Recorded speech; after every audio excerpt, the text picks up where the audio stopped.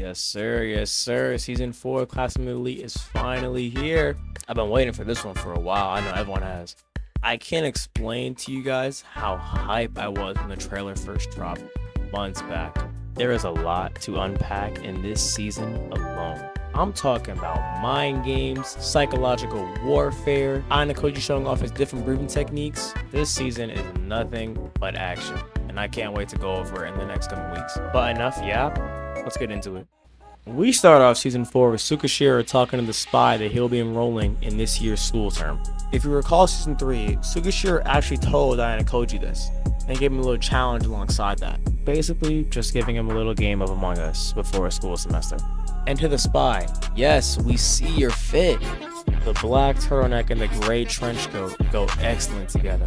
I know the spy had this in his closet just thinking, yeah, this shit gonna be hard. We skip over to the school, reuniting with Class 2D once more. Kushida and Suda's reaction to Horikita's new hair is always funny to me.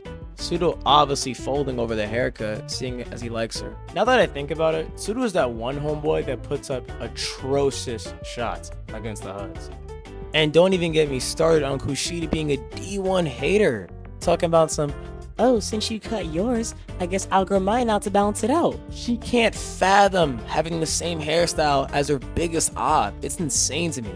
Chabashira walks in, and I know y'all see Chabashira. If this was my homeroom teacher, I would be first in that class, front row and center every time. I beg your pardon? Alright, my bad. Chabashira explains a new app that the school will be using to track their abilities called the OAA, or Overall Ability App. This app ranks all your abilities and puts them in one spreadsheet. It judges you off of how physically fit you are, how good your academics are, and your ability to communicate with other students. It's good to note that all these stats are public to the entire school, so anybody can track you and see how good your stats are. This matters because she then explains their first special exam of the year. Everybody is tasked with taking a test, but the twist is that everyone must partner up with the first year. If you are not able to find a partner, you will be given a random one and a 5% penalty on your test score. Everyone is able to get up to 500 points on their test. But if a pair fails to get 501 points combined, the second year of that pair will be expelled. Class is over, and kids like Ike and Sudo are shitting themselves because of how bad their studies are. But it's all good though, Horikita always got a plan. She explains that she will find some intelligent first years to carry them through this test. While Horikita keeps cooking, Koji is thinking about the rules of a special exam. He knows that if anybody is caught trying to sabotage their team on purpose, they'll be immediately expelled. But that wouldn't apply for the White Room Spy. That means if his partner is the White Room Spy, it is G fucking G's. Horikita and Koji leave the classroom to discuss their bet they made last semester. They agree that if Koji gets a higher score, Horikita must join the student council. But if Horikita gets a higher score, Koji must drop the act and help his class all the way. With that settled, they make a plan to find Sudo a partner fast because, he's kind of dumb as bricks. They make their way to the gym where they see Ichinose having a little meeting with all the first year students. But Horikita notices that half the first year student body did not show up, and she sets her eyes on finding them instead, because it seems like they already have a leader in Class 1D. On their way to Class 1D, they run into Ryuen, who immediately off the jump rage baits Sudo, and he falls for it.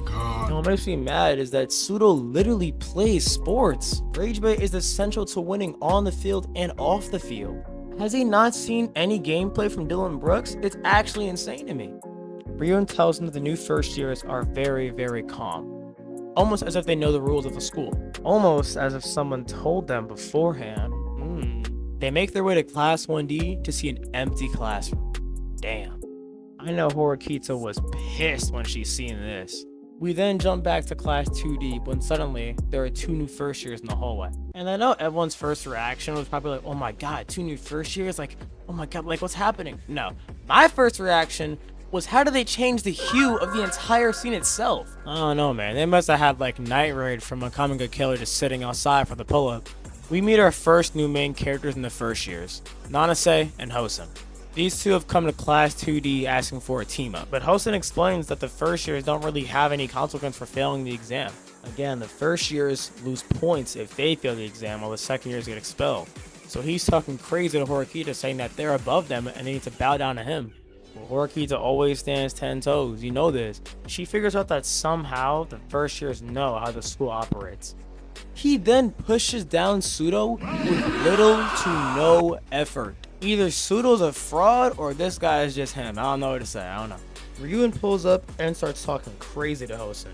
But what's weird about this was I couldn't really tell if they were like sneak dissing each other or like secretly glazing. I don't know. It was really weird.